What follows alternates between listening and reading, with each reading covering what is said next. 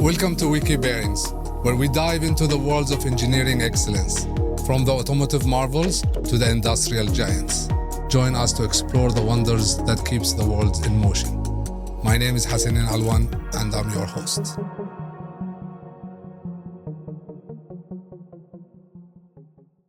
Welcome to Wiki Bearings, the show where we dive into the automotive and industrial engineering. In today's episode, we're going to talk about the crusher and the challenges and the maintenance. I have a special guest with me, Safdar Hashmi, which is an experienced maintenance engineer for Jaber Crusher. Safdar, thank you for coming to the show. Thank you. Thank you for giving an opportunity. It's good to see you, and it's an opportunity for us to talk about the crusher, the challenging environment of the crusher industry. Many of our audience are engineers. They're into bearings, into the power transmission. Right. And they would like to hear more about you. So let's start a little bit, telling us a little bit more about you, about your experience in this industry. Okay. I'll introduce myself. I am Safdar Hashmi, plant engineer, Jaber Crushers Quarries. Basically, I am an electrical and instrumentation engineer. And I have started my career in 2014 with Jaber Leasing Services as a maintenance engineer. And from 2018 onwards, I am in charge for Crusher, Jaber Crushers Quarries, which is in Kadra, Ras Al Khaimah. Yeah. So now you have 6-7 years of experience in the crusher. I have 6 years in the crusher business. Now, I know that you're a fan of cricket. Right. So do you play? Do you watch? Or? I used to. If I get a time, then I will play. Yes, obviously. Okay, and I usually am watching. Yeah. So who's your favorite player? My favorite player now, he is not in the field, but it is Sourav Ganguly. He was our former captain in Team India. Now, why he's your favorite player? Actually, I like how he is playing, his style of play. Yeah. I think I like. Yeah. You know, last month I was invited to. It was an event by DP World. And you know, I'm not a frequent watcher of the sport, but you know, you know we know only the big names in the right. And I had the opportunity to meet Sachin Tendulkar. Wow, really? Yes, and you know, he is an exceptional person. I don't know if you know him. Why you are asking like that? If somebody into cricket, they should know about Sachin. And if somebody from India, obviously, you know him. No, he's a legend. Yes, he is, I think. And even that I'm not into that sport, I grew up with a different sport and so on, but I find his topics are interesting and how he was explaining his journey into this sport. And you know, it's an experience. And he's a Superman in cricket. yes. So, okay, let's go back to our topic. If we look at, you have been working for Jaber quite for some time. What makes Jaber different? It's been 10 years now. I'm working with Jaber. Yeah. It's my 10th anniversary with Jaber now. Okay. Because on 2014 May, I have started my journey with Jaber. Okay. For me, so already 10 years now. Yeah, it's 10 years now. Okay. Congrats. May only. For me, Jaber, it's more into like a personal. Okay. Because when I was 1 year old, my father joined Jaber. Wow. Yeah. So in my life, everywhere Jaber is there. Okay. Even my career also, I started with Jaber. So it's great. So how many years have your father worked for Jaber? When I was 1 year, he started with Jaber. Now I am 34. So 33 years he have experience with Jaber. Still he is working with Jaber. So you grow up with Jaber? Yes, obviously. And your father still working for Still, Aljaber? he is with Aljaber. Okay, Yeah. wow. So Aljaber is like when I was studying my study table, there was an emblem of Aljaber. On my two-wheeler, there was an emblem of Aljaber. So Aljaber is very special for me. Okay. And nice. when I started my career, there also I got many opportunities with Aljaber. I got many opportunity to learn. I have got many opportunity to implement my ideas.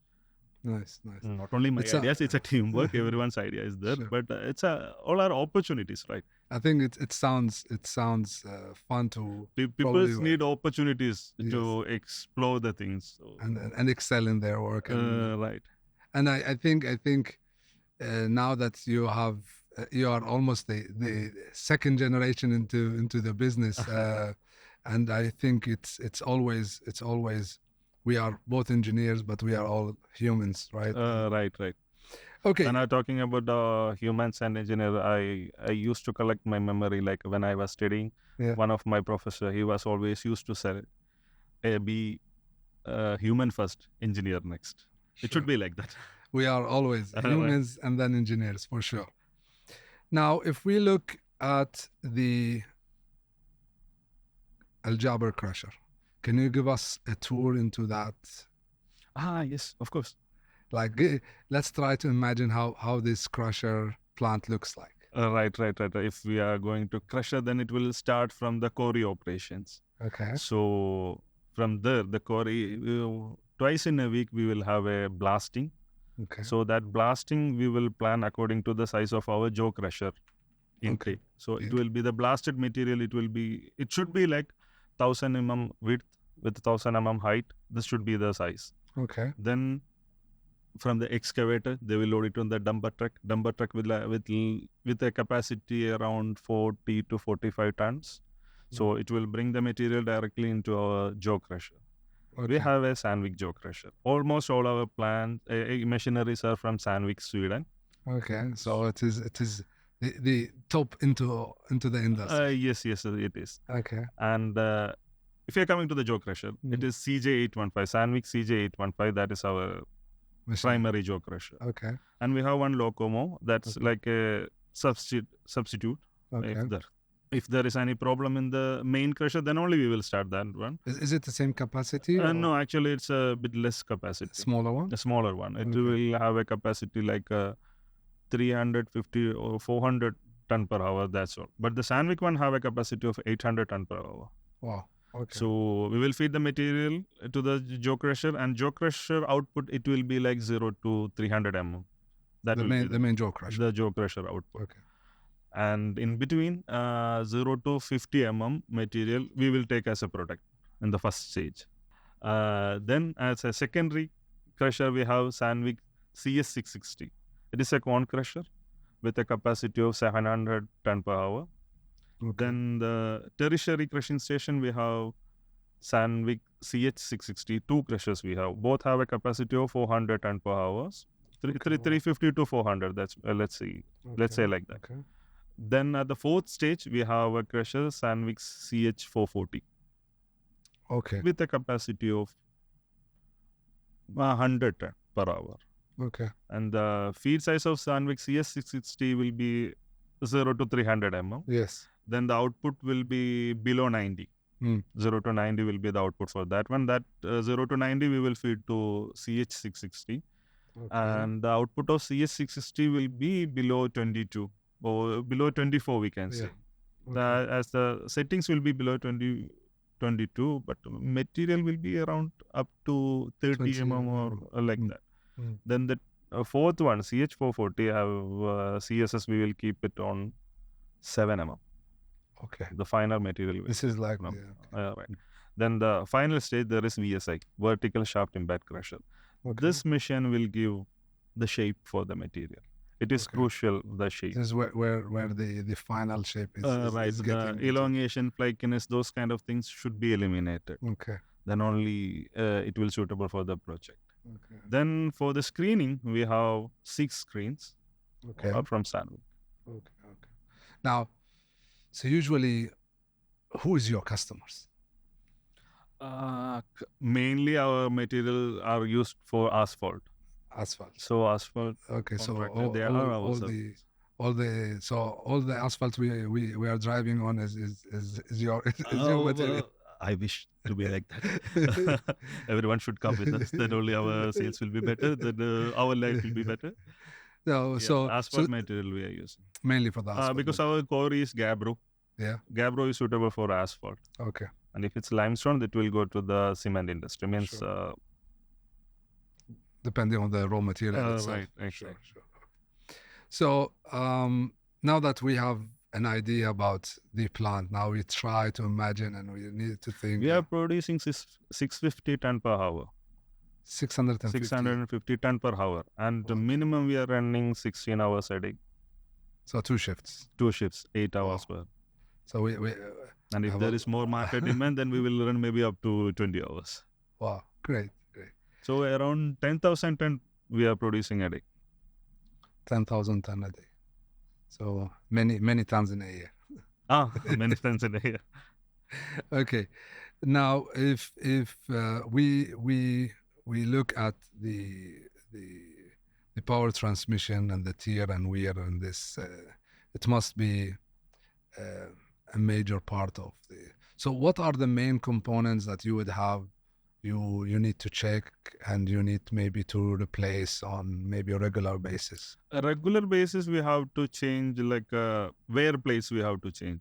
Okay. And on the those wear plates will come on the chutes or in the crusher feeding area, on the discharging area. Those areas will be wear plates that we have to close monitor, and in time we have to change those things. Otherwise it will damage our equipments. Sure. And then if you are going to the screen area, the screen meshes that we have to check. If there is any problem, we have to change, or maybe we have to repair. Otherwise, it will also affect our production. It will reduce the production. Sure. All right.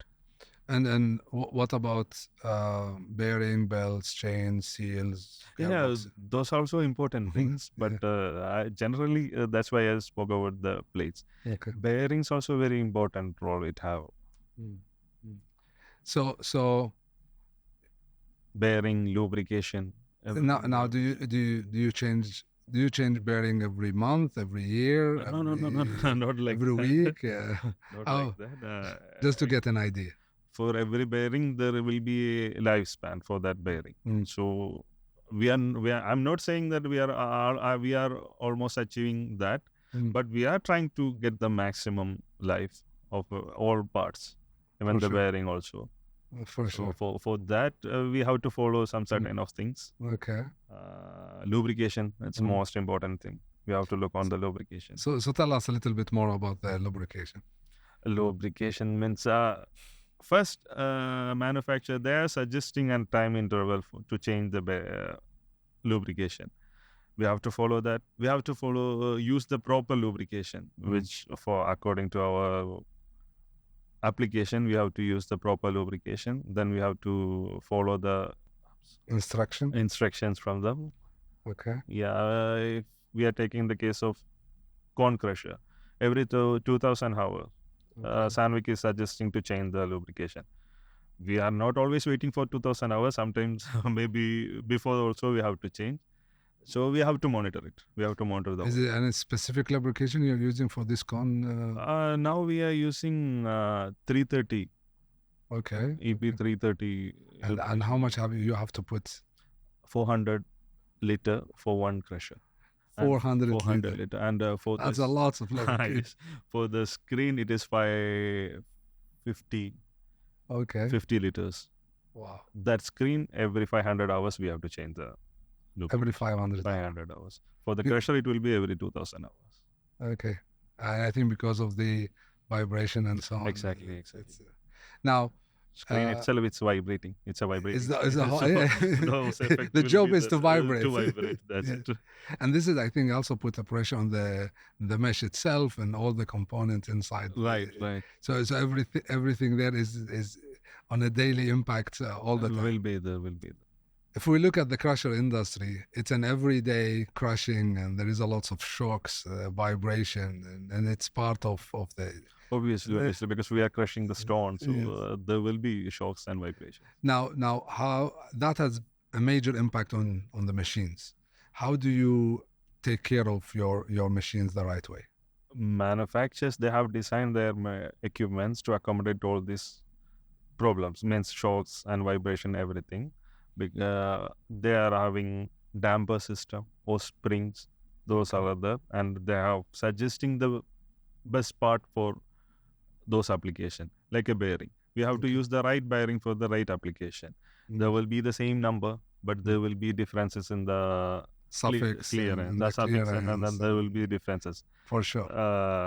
The cage. Mm. Sometimes we are using the steel cage, Yeah. sometimes the brass Yeah, cages, sure. or sometimes for the screen we have to use the C4 clearance, Yes. or sometimes the special Like the example, the EF EF 800, 800. exactly. Yes, of India. So those things we have to take care. We have to use the proper bearing, Mm. and we have to follow the proper mounting techniques. Mm. We have to check the clearances. We have to check the fits and tolerances. Mm. It should be in the limit. Mm. It should be it should be in the limit. We Yes. don't want to compromise on those things. For sure, for sure. Then lubrication. It Okay. have a key role.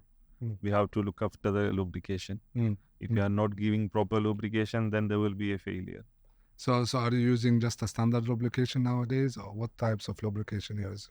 Actually, when we have changed last time our jaw crusher bearing, now from that point onwards, on the jaw crusher we are using special VIB grease. Okay, the vibration grease. Vibration grease. Okay, and do you see there is an improvement? Yeah. Because nowadays we every day, twice in a day, we are checking the temperature. Okay. So we can see minimum 5 degrees Celsius reduction in the temperature.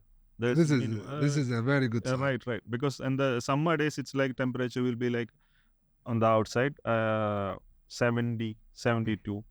Before it was 80. It was running on the 80s temperature range. Okay. Now it is on the 70s temperature range. So Which special grease have good role. Yeah. No, of course, because I think because of that vibration, if we just use maybe a normal grease, this vibration will push the grease away, the film of the grease away. Right, exactly. And I think vibration grease, especially with this temperature, ambient temperature also very high. Yes. And machine is running 20 hours a day. The problem it will deplete very easily. Yes, sir. So and the problem is you are outdoor. Obviously, you cannot be make a crusher inside. Yes, and in this heat and summer, it's a tough environment to be in. Right. So when you change to this, I think the anti-national vibration grease, you saw a difference into the temperature. You saw a difference yes, there is difference. And so for how long you have been using them now? Like how many months? No, 1 year, around 15 months we are using. Okay, and still working? Still working, alhamdulillah, very good. Good. Now, let's look at we talked about the production team wants you to produce as many, run 24 hours as much as possible. Right. Exactly. And I know on the other side, the maintenance engineer wants time to have the maintenance. And now that you are working 2 shifts, how do you schedule the maintenance with the challenge of, you need time for maintenance, but you need also the highest productivity. Also, right, exactly. So how do you balance this out? See, now we are running 8 hours. Sometimes we are running a shift with 10 hours. Means 20 hours. Yeah. How many hours remaining that? Only few hours. 4 hours in a day. So it's all about the planning. We have to schedule everything. We have to see the things. And according to that, we have to plan. Maybe today's production, we will lose a 1 hour production for the maintenance. But it can accommodate. Yeah. But if you are not doing that work today, it will lose maybe 2 shifts or the entire 10,000 ton per day we are losing something. Sure. So it's all about scheduling. So I guess it's all about planning it and find the right time to do that. Right. Then we have to keep our inventory also. We have to keep all the spare parts ready. Or sometimes we have to keep all items ready. Now, just for me to get an idea, so what time of the day usually you run the maintenance? Our shift is starting from 8 o'clock in the night, okay, up to 4 o'clock in the morning. Okay. Then the second shift will start from 5 o'clock up to 1 o'clock. Then 2 to 6 is the maintenance time. Maybe it will up to 8 Okay. 2 to 6 in the afternoon. in the evening. afternoon. Okay. And this is So the daytime, our maintenance team, they will come and they will inspect the things and they will prepare everything for the evening. Yes. I Then the understand. afternoon session, we will do the maintenance. We will do the maintenance. Right. And if there is any big indicator, works, then we will do it on weekends. Okay. We will postpone If possible. if possible, we Yeah. will postpone to the weekends. Okay. Usually from Friday afternoon up to Saturday evening, we will have time. Okay. So this is more of the Right. longer maintenance Right. requirement. Longer maintenance requirement, those we will do on the weekends. And this is where you need, I think, during the week to prepare all the parts that you need for. On the weekends, we are all very busy on the weekends. Yeah. That is the problem with that. Really? The production, we cannot stop the production. Okay. So for personally, for me, I will be very much busy on the weekends. Okay. Because most of my the wife maintenance. always used to complain like, why you are taking the off there? From morning itself, you are on telephone. Yes, sure. No, of course. I mean, like if you cannot stop the production, then all the maintenance. No, we cannot compromise the production. We have production targets also, so we have to achieve that.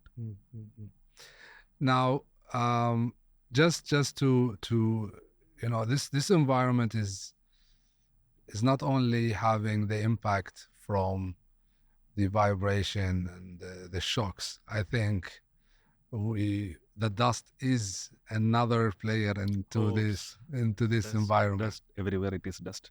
Even in the office also we will see dust. If we didn't clean the area, then there will be dust tomorrow. So tell us how dust is playing a role, and how do you prevent, and how that can impact your production. And we have dust suppression system. Like in the crusher, in the screen area, everywhere we have back filters which will collect the dust. Then we are using water sprinklers on the conveys. And near to the chute and feeder area, we are using water sprinklers. But still, dust will be there. And how do you minimize the impact on the machines? Because dust can contaminate the lubricant, can contaminate the components. We have to take care about the parts like seals, oil seal, everything we have to check. We have to replace if it's required. Do you see do you have a major problem because of the dust? Yes, obviously for our screens, especially on the screens. If any o-ring is damaged, or if any oil seal is damaged, it will reduce the oil quantity first of all. If we didn't notice it during the running time, it will reduce the oil quantity. So again, there will be a chance for failure. Then contamination will occur. This dust will go inside it will mix up with the oil. And it will act like a grinding paste. Yes. It will eat the bearing. It will eat everything. But how do you predict this before it becomes a grinding paste? For that, because when it's a grinding paste, it's already too late. Right. Before that, we have to find it. You have to. What a practice we are doing every week. Usually on the weekends. We will collect a sample, a small quantity of oil. And with the naked eyes, we will inspect it. Maybe it will the color will be changed into black, so we can predict there will be contamination, or we can check the thickness. If it's reduced much, then we have to change. Before changing, we have to find first the issue from where it's contaminated. Sometimes on the screens, there is a tube where the oil is seating. Those tubes getting cracked because of the vibration and all. So we have to find where is the problem, or the seal, or the o-ring. The cause we have to find first. Then we have to eliminate that. Then we have to change the oil. Before getting too late. So normally, in terms of lubrication, you're mainly using oils, or there's some places where you're using greasing, oil? At present, we are using greases only some particular areas, like a plumber blocks we are using obviously grease only those. And the crusher spider. For the spider bushes we are using grease. But everything else is running on oil. And is it like an auto distribution of oil? Is it how Or is it like a closed circle of oil? It's a closed circle of oil. Okay, so this is why you inspect and then you have to. Right, exactly. And our crusher is automated. It is connected to an HMI. Okay. So during the operation, it is monitoring all the temperature, Okay. pressure, then kilowatt. All parameters are monitoring real time. Okay. And we will get the history also. So from there also, we'll get some indications if the temperature is getting higher than yesterday or today is getting higher. Suddenly, if there is a spike of temperature, then we have to check. So is it a real-time monitoring system? Yes, it is a real-time. So what are the parameters you are able to measure? Temperature. Okay. Pressure. The crushing time, how much pressure will be, will be. Then the flow of oil, that also monitoring. It gives you an indicator of thick. Right. Then the kilowatt of motor, that one also we can monitor. Okay. And is it something you monitor at the end of the day, or is it it's a monitor? No, actually it is an HMI which is connected to the crusher. So the operator can see all those data real time. So if any spikes, I'll go daily basis and I will check the history. Okay. So if there is any problem, we can. There will be some indications. According to that, if we are talking about if temperature is increasing suddenly, all of a sudden if temperature is increasing, first I will tell my people that go and check the oil retainer. So if any metal parts are there, then something is happening inside. Okay. So maybe we have to remove. We have to open the crusher. Okay. And so you said if temperature is increasing, it's one indicator. Is there any other indicator that can, for example, sometimes the crusher pressure will have a spike. Okay. So what does that mean? Sometimes the mantle and concave, those are the wear parts inside the cone crusher. Okay. Maybe sometimes what happens if there is a crack in the mantle and the material will stuck in between those cracks. Okay. This will give a spike in pressure. In the pressure. Yeah. And then you can, if you monitor that, you can be able to predict that this is right. Because of the experience, sometimes we can know which there is a problem. So I'll tell my people, check that one, check the mantle. Then they will just open the crusher. There is an inspection door. Okay. So they will see, and if that is a problem, then we will change the mantle and concave. Okay. Now, and if there is any problem on the bearing, and the temperature is increasing in the crusher, then there will be noise. Because if the bearing have problem, then there will be noise. Usually it screams. But the problem is it's crushing, so we cannot distinguish the sound.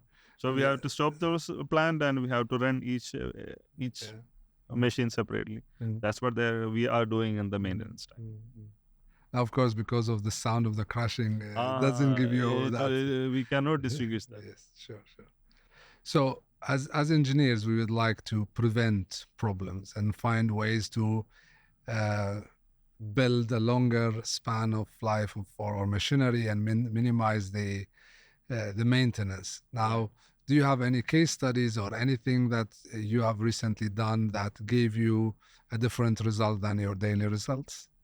Yes. Many cases are there. Let's take an example. On our cone crusher, CS660, once our mechanic, he was doing the inspection and he told me the gap between the seal and the collar is bit increased. And suddenly he went and he checked the oil and he saw some contamination in the oil because the oil color was black. So we were expecting some problem then because it will damage our bearing. From that day onwards, I told them, because it was on a Monday. So for the weekends, it's too long. We have to wait. Otherwise, if it's possible, we have to wait. So we were planned accordingly. But what happened, the second day itself, we have noticed some noise from the crusher, especially from the pinion area. Okay. Then temperature was also increasing on that area. We are using infrared thermometer to measure the temperature from outside. So temperature was also increasing. It was reached around 85. Normally it will be on 60 or 65 like that. It was reached to 85. So we have to do something right. So that day we have stopped the crusher and we have started the changing of this pinion assembly. We had one set of pinion assembly ready. Mm. So during the maintenance time, it took only 4 to 5 hours, and we have changed that assembly. Okay. Then now crusher is running okay. May- If we didn't change that on time, then Yeah. maybe we will lose one day production. Yes, of course. That Then will be you will have catastrophic. a major failure. Right.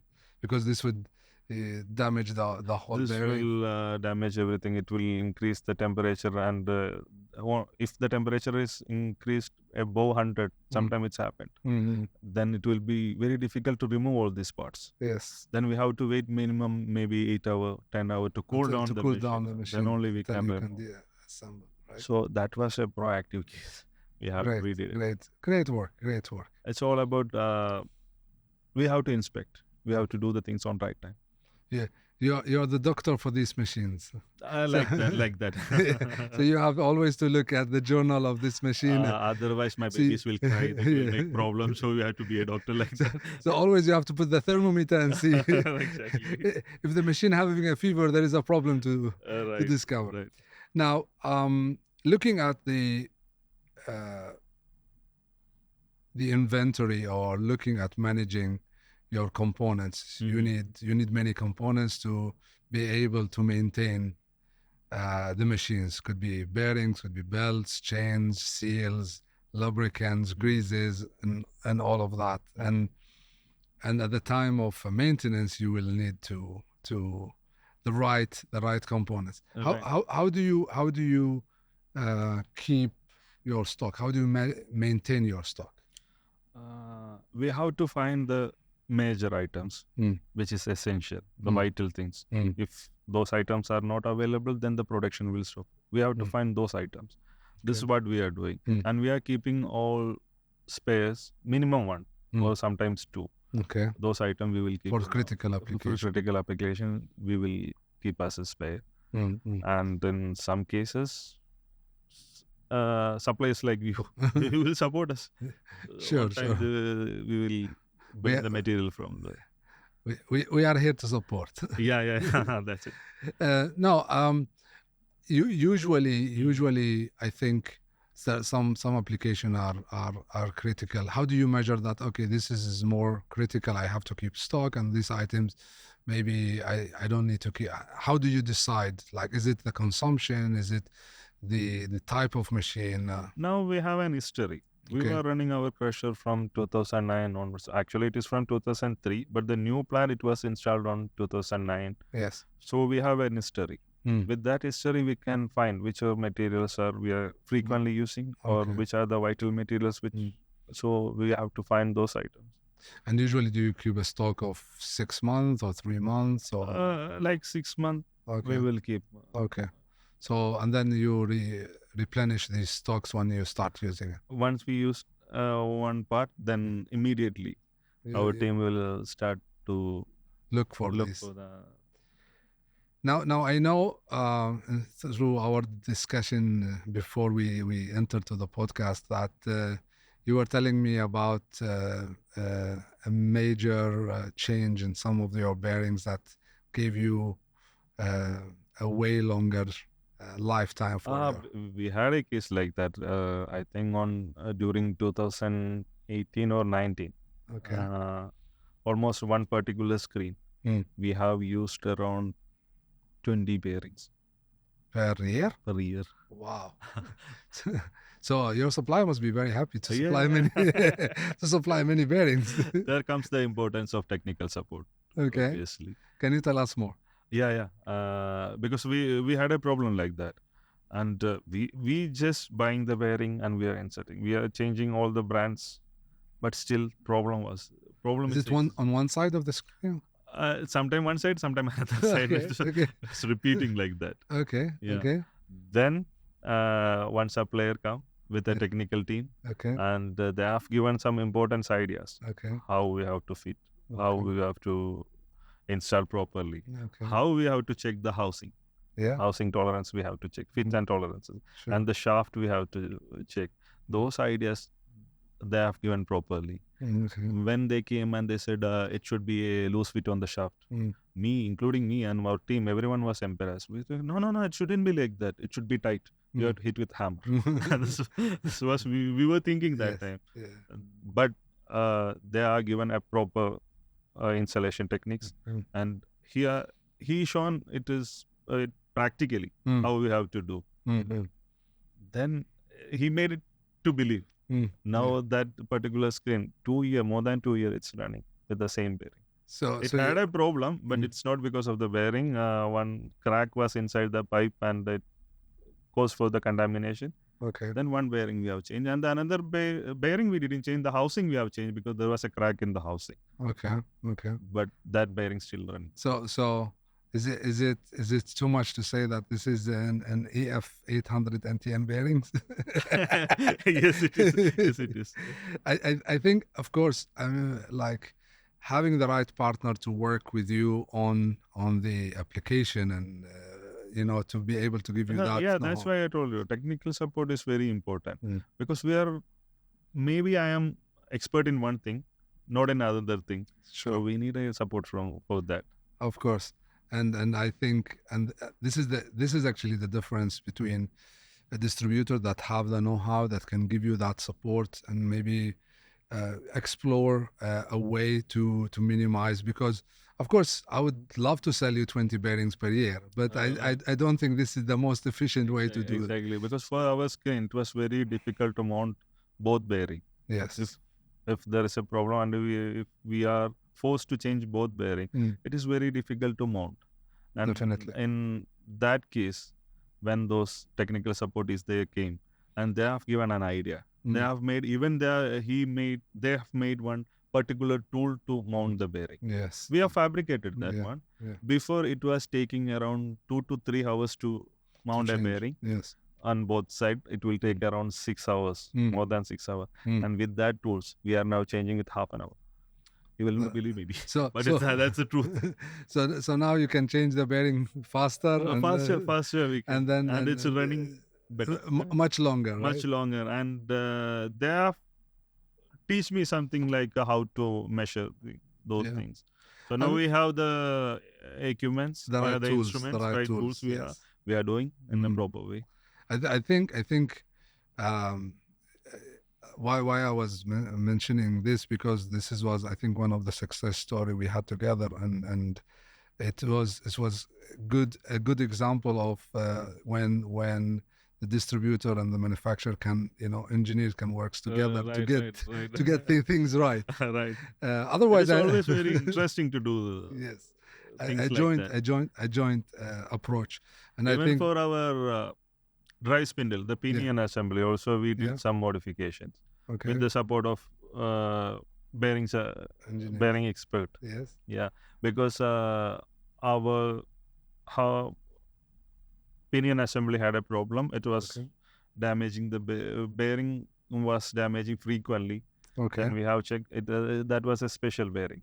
Okay. When I described those problems to the technical expert of that bearing, and they have suggested to use the normal bearing.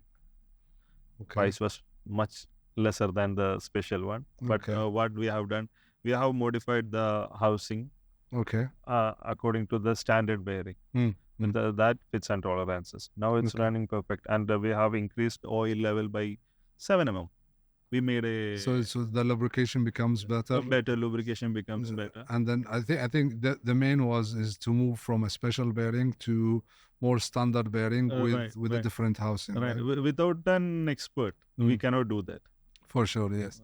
And I think this is I always think there is always the success story when the engineer from both the distribution, the manufacturer side, and the plant work together to bring a solution. Right. And it's not, sometimes it's not about the selling the bearing or the price of the bearing, or that it is I think it's a balance of all of that. And having the right tool, if it's the induction heating or having the right lubrication, all of that. And it's always an interesting thing to do. Yes. To find the problem, to find the right solution. It's always interesting. We are, at the end, as an engineer, we are solution providers, right? Exactly. We always think about, okay, how to make this better and how to and sometimes it is each have their own experience from the field. As an application engineer, they would in the bearing business they have that understanding, and you in the maintenance have your, and all of this knowledge if put together, we can do some magic. Right, exactly. Okay.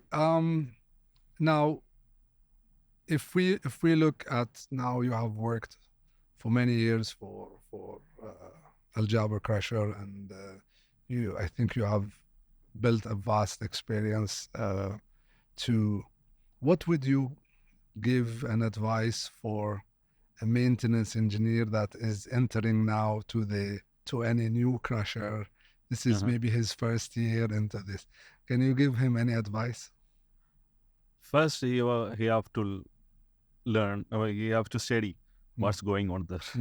From the root itself, we have to learn about it. Okay. How, what is the application? Because when I was joining Jaber Crushers and Quarry, I was very brand new for that industry. Sure. First time I'm seeing a crusher. Before that, I'm heard about crusher, but I never saw a crusher. So it take time to learn the things, how we are doing, what we are doing, what is the application. To understand the plant and the exactly, and the logic, how it will start, how it's crushing, and where it's going. It take more time for me to learn those kind of things. So first we have to learn everything from the root. We have to learn. That's the main. And then hopefully then we have to follow what manufacturer is suggesting. In my case, I am doing like that. If there is any problem, if there is a failure or a breakdown, first I will go to the office and I will take my technical literature, and for the particular machine, I will open that one and I'll start searching on the problems or the solutions.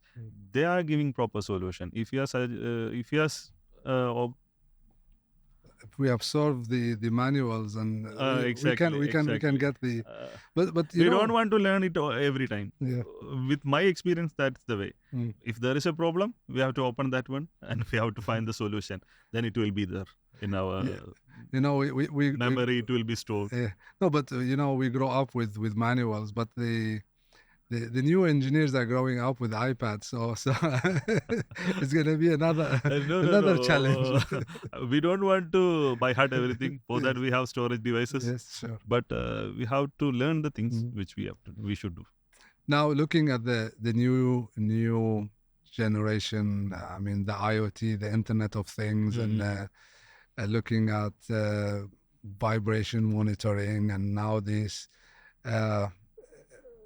Like there is the concept of connected bearings, which can gives you indicator or the vibration, what's happening.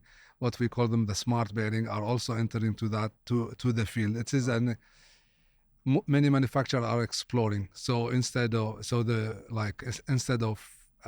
just the machine giving you, but it's all.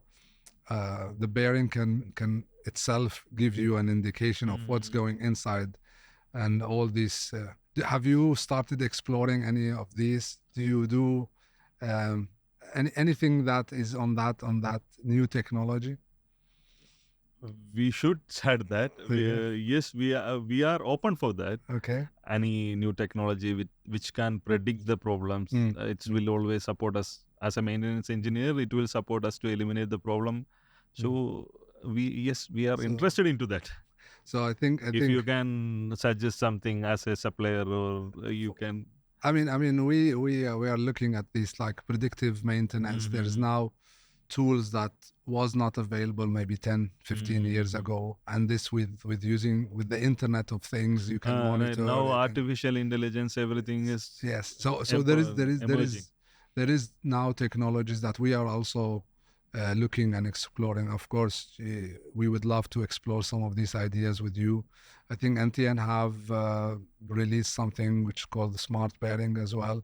It is still on a concept base, which can kind of reveal a lot of data lifetime, and they have also accelerometers. If anything can reduce the downtime, anything can support the manpower. Yes. Then we can look forward for that. I think nowadays many manufacturer, if, most of the big boys, if it's SKF, NTN, Schaeffler, all the big player are all more or less working on utilizing the technology, and I think it is for we as a distributor, you as an end user, or we maybe should to take the opportunity to explore now.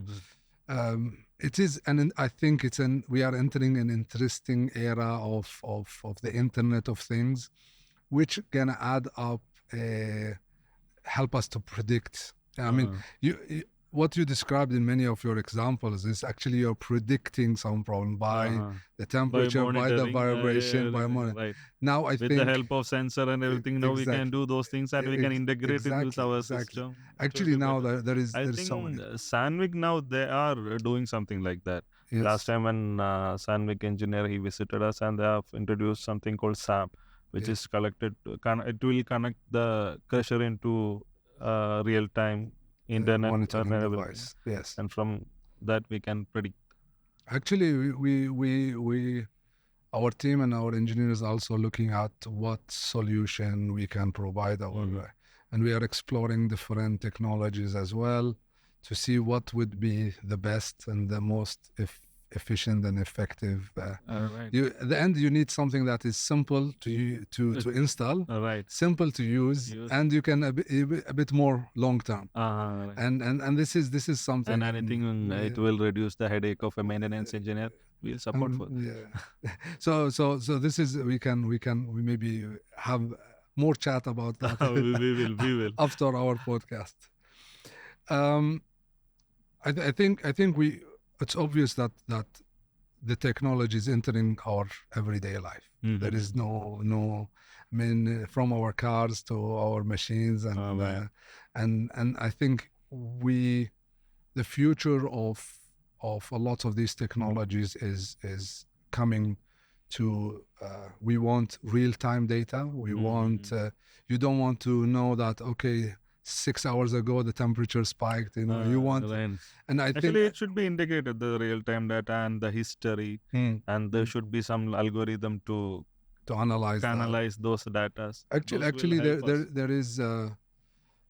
At least I know that SKF is having also a solution that is integrating AI into this. So it's analyzing vibration, heat, and so on, and integrating with an AI to predict even. So this is also, there is some tools on that, but I think NTN have introduced an accelerometer which can, through the vibration, gives you an indicator, and all of them are actually working on this. And I think we in the near future will be able, from a screen in our offices, monitor what is going inside these machines and predict and plan the maintenance in a better way.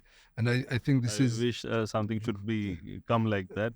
Then because as a maintenance engineer now we are exposed into the dust. We have to reduce that. Yes. We need technologies like that. No, I think definitely it's moving that into that, and I think this will become more relevant with the younger generation entering the engineering field. And they are born up with iPads and phones. Do you think this AI technology will replace us? No, I don't think it will replace. It's just gonna give us the tools to do our job a bit more. I mean, at the end, you need an engineer to to do. But I think we will have these tools that we will. Today, you are using a lot of things more manual to be able to get the indicator. Now, I think the industry is moving to where monitoring on a screen to know, because at the end, if you know, as you said, if you know that the temperature is increasing, it's an indicator. If you know there is an issue in the flow or the pressure, it's an indicator. And the more indicators you have, and the more you analyze the history, you can suddenly get a kind of an alarming change to the vibration, and all of this, I think, what we call them falls under the predictive maintenance, and I think this is the future. And actually, it's now as well. A lot of industries are using. Some industries are a bit more advanced in this. Some industry, it depending on the environment and so on. But I think it's definitely a field that we are interested in, and I think you would be interested in, and I think we will see more of this coming in the future. Obviously. Yes. If we look at the crusher industry in general, what would you look at it in maybe in the coming 5 years? What do you think would be the main change that can have an impact? Or do you think there will be any change in the... There should be some changes. There should be some changes. Manufacturers should do something for that. Okay. Because now the entire world is moving with artificial intelligence and those kind of things. So we will also get some advantage of that. Safdar, it was fun to have you on the show. We enjoyed our discussion. I think it was our first time to be in the show, and I hope it's not our last time. We will, inshallah. The future we will. And I know that our engineers and your engineers are always working together to come up with a solution. Now that we are coming to the end of our podcast, any final words you would like to say? Thank you, Hassanein. Thank you for the opportunity. Actually, it was very informative, and it's a good platform for me to share the things. I also enjoyed much. I think you also enjoyed much. Definitely. So again, thank you, Safdar. It was lovely to have you. And for our audience and listener, if you enjoyed this episode, please subscribe. And if you have any comments, email us at podcast@mcb.ae. And until next time, keep the world in motion. And that wraps another episode of Wiki Bearings. Don't forget to subscribe for more insight into the fascinating realm of the engineering innovation. Until next time, keep spinning towards greatness.